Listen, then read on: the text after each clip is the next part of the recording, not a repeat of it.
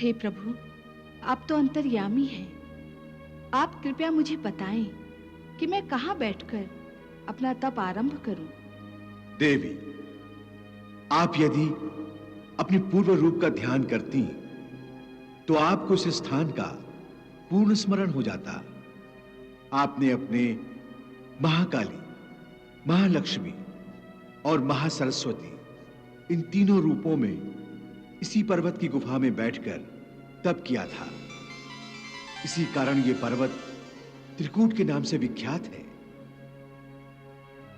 आप इसी गुफा में जाएंगी तो आपकी स्मृति सजग होगी और आप इसी गुफा में तप करने बैठेंगी। पितामह, आपका संकेत मैं समझ गई।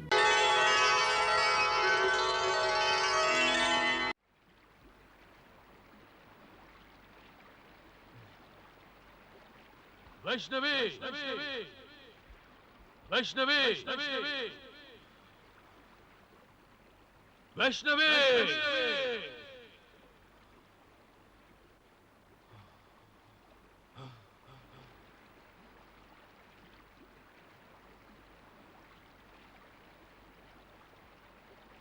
वैष्णव, वैष्णव,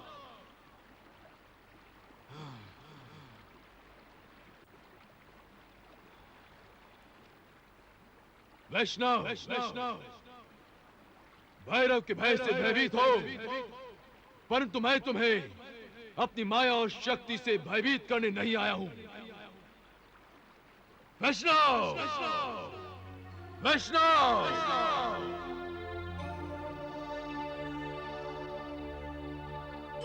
हे वैष्णव, मैं तुम्हारी शक्ति और माया तथा मेरी शक्ति और माया का संगम बनाना चाहता हूं। मैं तुम्हें विवाह बंधन में बांधने आया हूं। इसलिए तुम आंख मिचौली का खेल समाप्त करके मेरे सामने आओ।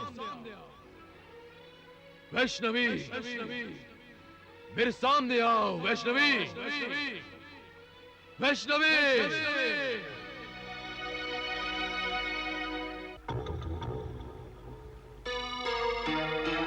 वैष्णव,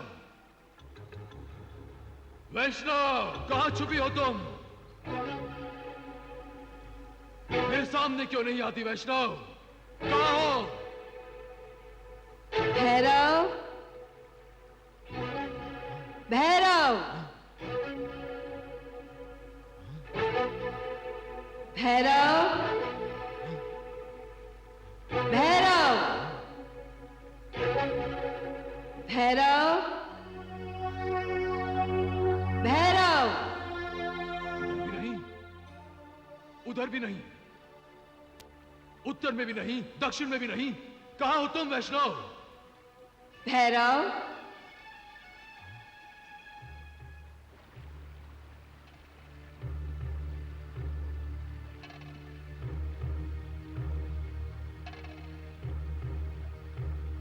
भैरव, मैं समय के हर क्षण और ब्रह्मांड के हर कण में व्याप्त हूं।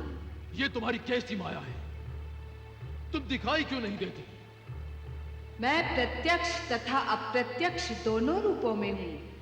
मेरे श्रद्धालु अपने मन की आंखों से मेरे अप्रत्यक्ष रूप के दर्शन भी कर लेते हैं। तो फिर मुझे अपना प्रत्यक्ष रूप क्यों नहीं दिखाती?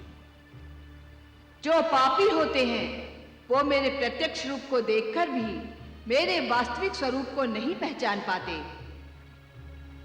हे वैष्णव, मैं तुम्हारे वास्तविक स्वरूप को देखना चाहता हूं। मैं अपने वास्तविक स्वरूप के दर्शन अपने श्रद्धालुओं को देती हूँ या फिर उन्हें जो मेरी शरण में आते हैं। तुम मेरे त्रिकूट पर्वत के इस परिसर में आकर अनजाने में मेरी ही शरण में आए हो, इसलिए मैं तुम्हें अपने सत्य स्वरूप के दर्शन दे रही हूँ भैरव।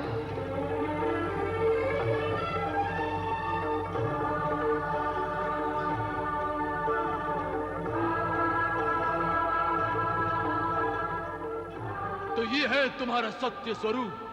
नहीं भैरव, मेरा सत्य स्वरूप इससे भी कहीं अधिक विशाल और विराट है, जिसे ज्ञानी ही देख सकते हैं। मेरा सत्य स्वरूप ब्रह्मांड में हर ओर फैला हुआ है। मैं ब्रह्म स्वरूपिणी हूँ। तुम अपनी बड़ी बड़ी बातों और अपनी शक्ति के प्रदर्शन से मुझे भयभीत करने की चेष्टा व्यर्थ ही कर रही हो। मैं तुम्हें अपनाए बिना यहां से जाने वाला नहीं हूं। तुम्हें पाने की शक्ति मुझ में है।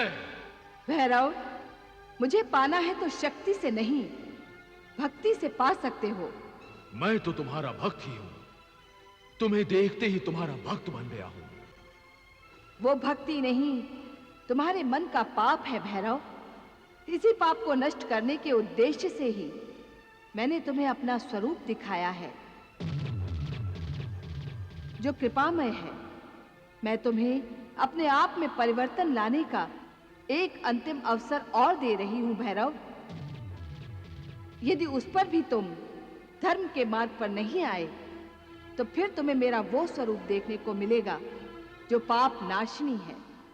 अर्थात तुम नष्ट कर दोगी? हाँ? परंतु मैं तुम्हारी धमकियों से डरने वालों में से नहीं हूं। मेरी बात को समझने का प्रयास करो भैरव। यदि तुम अपने पापी मन का शुद्धिकरण करना चाहते हो, तो त्रिकूट पर्वत पर तुम्हारा स्वागत है। और यदि ये भी नहीं चाहते, तो वापस लौट जाओ। मैं अकेले वापस नहीं जाऊंगा। तो फिर अब के बाद तुम्हारा हर पग तुम्हें तुम्हारी मृत्यु की ओर ले जाएगा भैरव।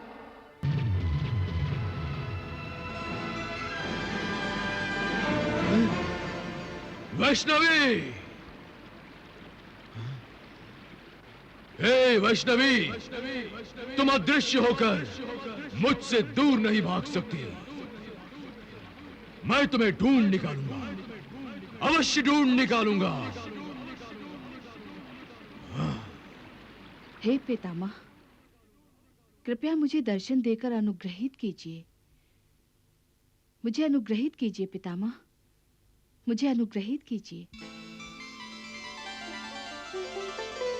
आंखें खोलो देवी।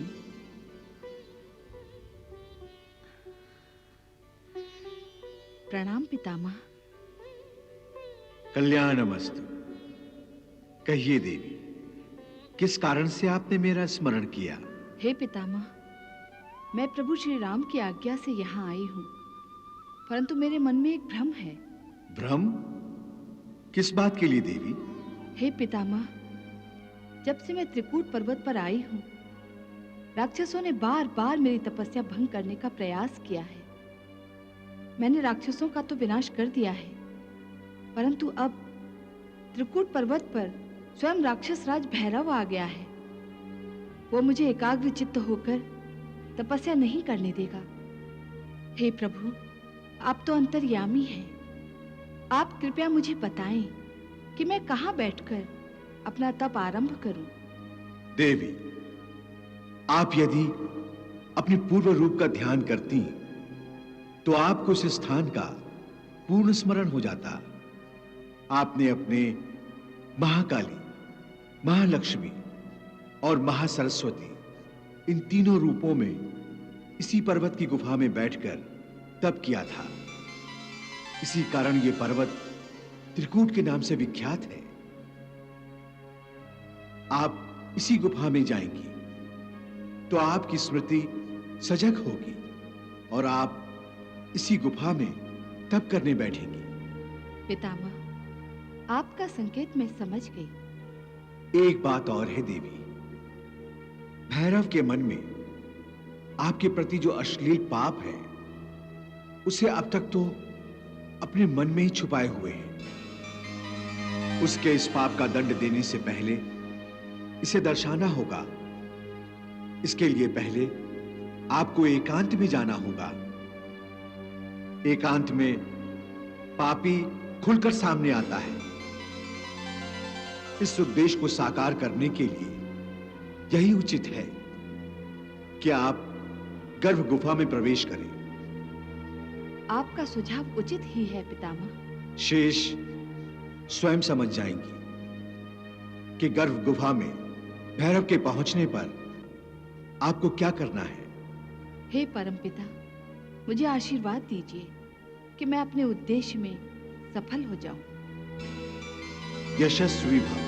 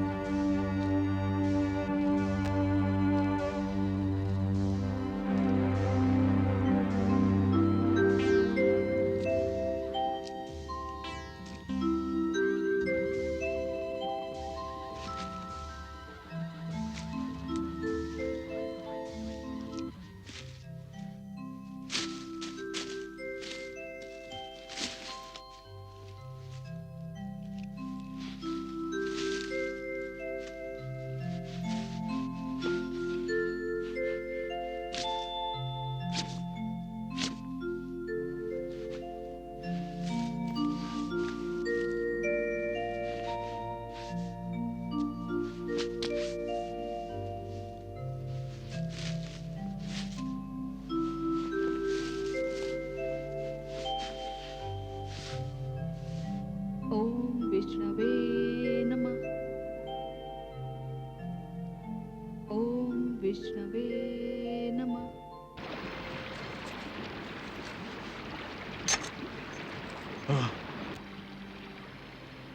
वैष्णवी, तुमने अदृश्य होकर मुझसे मुंह तो छिपा लिया है, परंतु मैं जानता हूं कि तुम अपनी माया का प्रयोग करते हुए यही मेरे आसपास हो। इसी त्रिकूट पर्वत पर तुम्हारा निवास है, परंतु तुम मेरे सामने नहीं आना चाहते। परंतु मैं अच्छी तरह से जानता हूं कि तुम्हें कैसे ढूंढा जाए।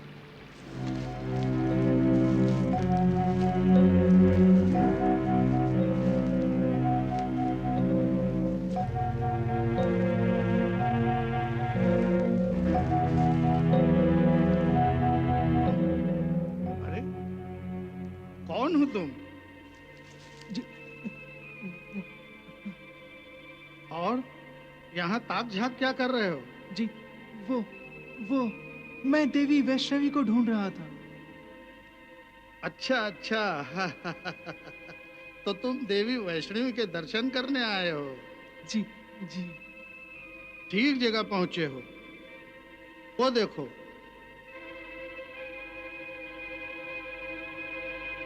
वो गर्भ गुफा है। माता इस समय गुफा में विश्राम कर रही होंगी। इसका अर्थ है मेरा प्रयास सफल हुआ। मुझे जाना चाहिए। कहाँ जा रहे हो? देवी वैष्णवी के दर्शन नहीं करोगे?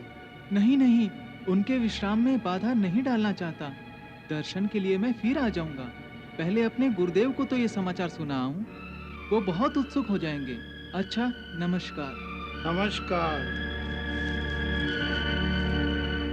ओम विष्णवे नमः।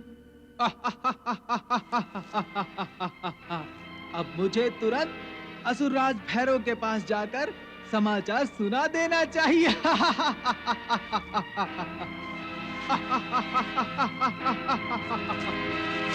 असुरराज। हाँ? हे असुरराज, मैंने वैष्णवी का पता लगा लिया है। वाह गुप्तचर वाह, बता वो मायाविनी कहाँ छुपी है। मैं तुम्हारी झोली मोतियों से भर दूंगा। राजकुमारी वैष्णवी इस समय अपनी गर्भ गुफा में विश्राम कर रही है। गर्भ गुफा में यदि मुझसे छुपकर वो सृष्टि के गर्भ में भी समा जाए तो भी मैं उसे ढूंढ निकालता हूं। महाराज, विलंब ना कीजिए। इससे पहले कि वो जाग जाए, आप उसके सर पर पहुंच जाइए। अवश्य।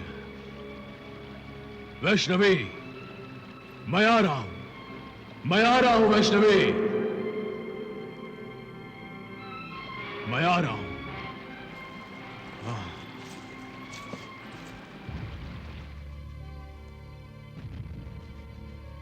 भैरव, मैंने तुम्हें कितने ही अवसर दिए, परंतु न तुमने अपना हठ छोड़ा, न असुरत्व को छोड़ा।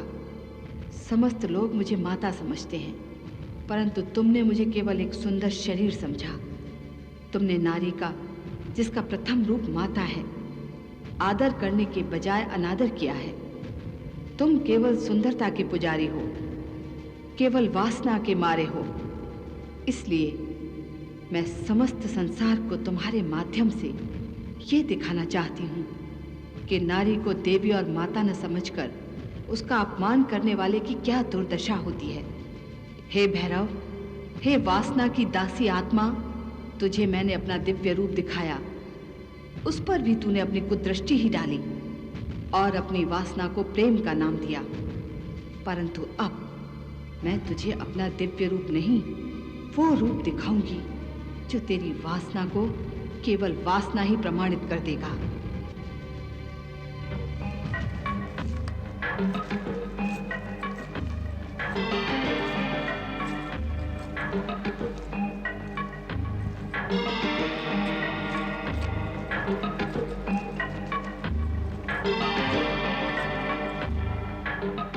वैष्णवी, मैं जानता हूं तुम यही हो।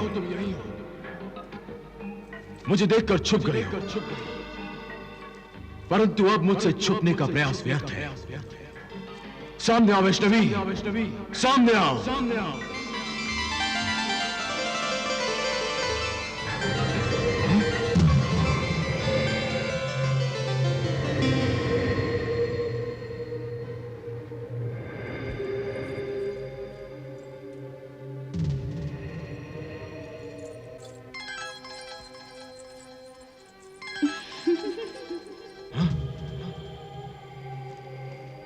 अब मुझसे लज जाने का क्या लाभ?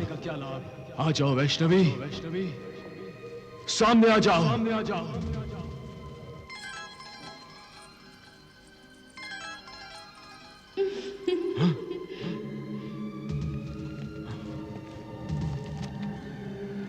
यूं मुझे क्यों सता रहे हो? ये कैसा खेल खेल रही हो मेरे साथ? कहां हो तुम? कहां हो वैष्णवी? कहां हो तुम?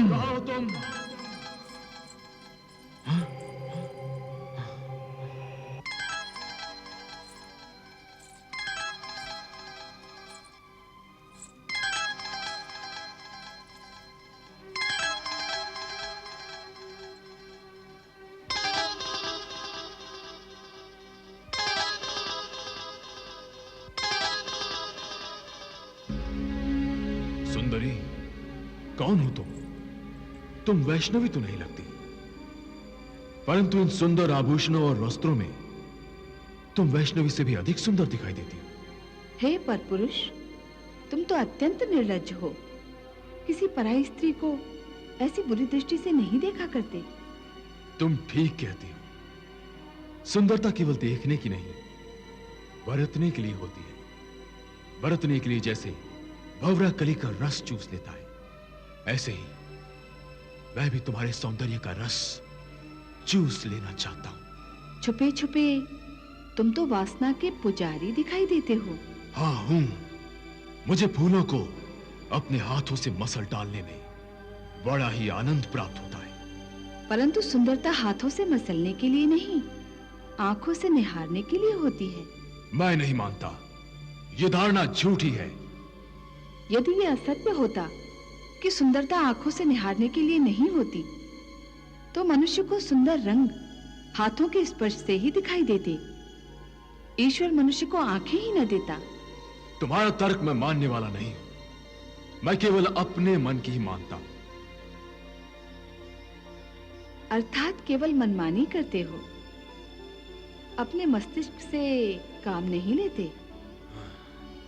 मस्तिष्क से वो लोग काम लेते हैं जो ऊंच नीच देखते हैं, चौंक चौंक कर पग धरते हैं।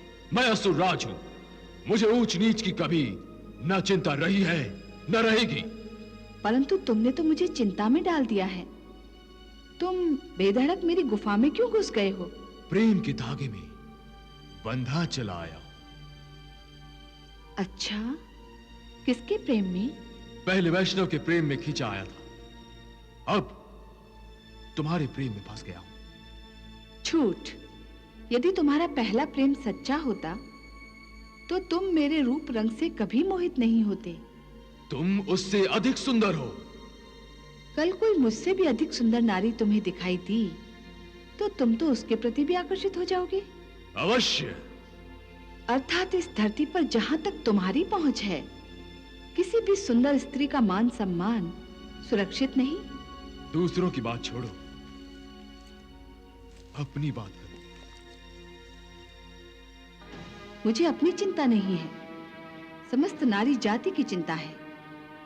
स्त्री के सम्मान को ठेस पहुंचाने वाले राक्षस राज रावण का वध प्रभु श्री राम ने किया है, और स्त्री के सम्मान को ठेस पहुंचाने वाले एक और राक्षस का वध मुझे करना है। अर्थात तुम मेरा वध करोगी? इससे पहले मैं तुम्हारा सम्मान भंग कर दूंगा।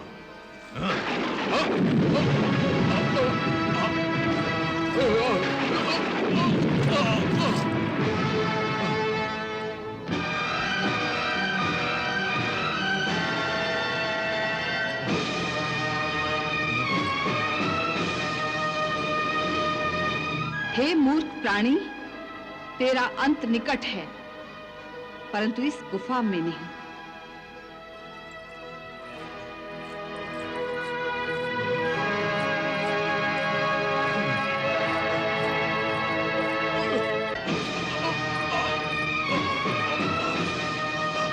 भैरव के हाथ से तुम यूं बचकर नहीं जा सकती। हाँ,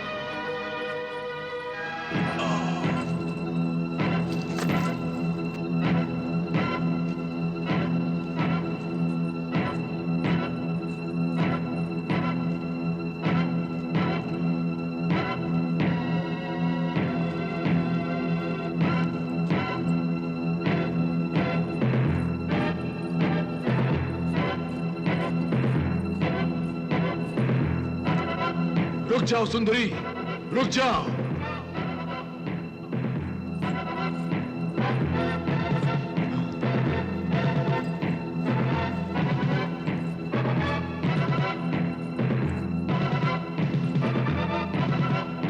रुक जाओ सुंदरी, एक नारी होकर असुरराज के आदेश का उल्लंघन ना करो।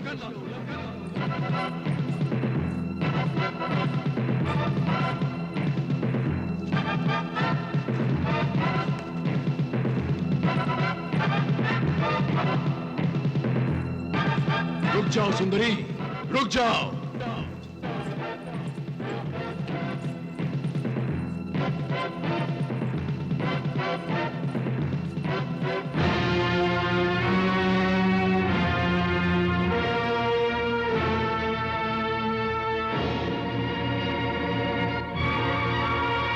हे दुष्ट राक्षस भैरव, मैं तुझे वहां भी मार सकती थी,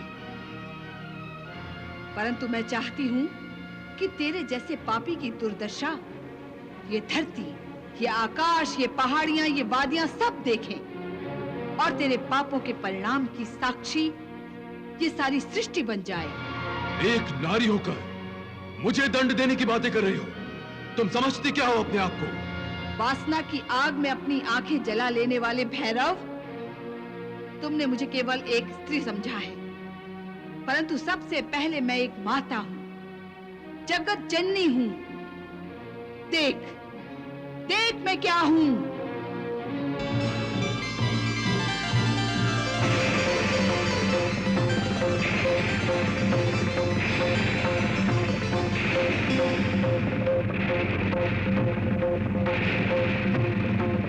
तेरा अंत समय आ गया है भैरव।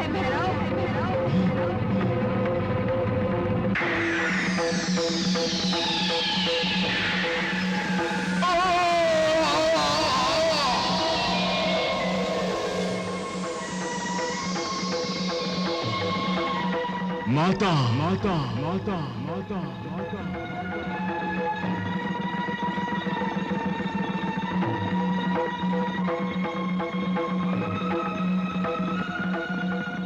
हे वैष्णवी माता, मुझे क्षमा कर दो। मैं आपकी महिमा को पहचान नहीं पाया। मुझे आवागमन के चक्र से मुक्ति दे दो। मैं अधर्मी हूं, पापी हूं, नीच हूं। मैंने संसार की जननी पर बुरी दृष्टि डाली है। मुझे क्षमा करो मातेश्वरी। मुझे मुक्ति दो, मुक्ति दो, मुक्ति दो। हे भैरव, तेरी आंखें तब खुली जब तेरी आंखें बंद होने का समय आ गया। अब जबकि तूने मेरे चरण पकड़ लिए हैं, तेरे मन में पवित्र भाव उत्पन्न हुए हैं, मैं तेरे पापों को क्षमा करती हूँ। माता, परंतु हे नराधम, तेरा ये अपवित्र शरीर तथा तेरा ये मुख सदा यूं ही संसार का मार्गदर्शन करता रहेगा और ये चेतावनी देता रहेगा कि पराई नारी पर बुरी दृष्टि रखने वाले का कल्याण कभी नहीं होता। इसी कारण युगों युगों तक तेरा ये धड़ मेरी गुफा के द्वार पर पत्थर की चौखट की भांति पड़ा रहेगा और मेरे दर्शन को आने वाला हर श्रद्धालु भक्त तेरे ऊपर पग धरकर तुझे रौंदते हुए आगे बढ़ेगा। तेरा ये परिणाम बुरे रास्ते पर पग धरने से मनुष्य जाति को रोके रहेगा और जो नहीं रुकेगा वो युगों युगों तक आवागमन के चक्र में चक्कर खाता रहेगा। माता,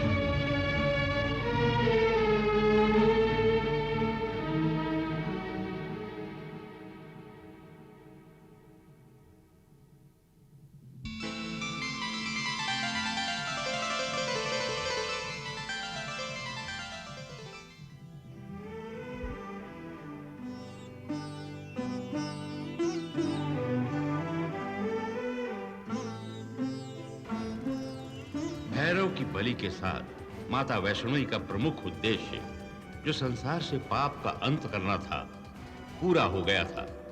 अब उन्हें भगवान श्री राम के कल की अवतार की प्रतीक्षा करनी थी। इसीलिए वो श्री राम के आदेशानुसार त्रिकूट पर्वत की गुफा में प्रवेश करके समाधि में लीन हो गईं और राम के कथनानुसार उनके कल की अवतार की प्रतीक्षा करने लगी।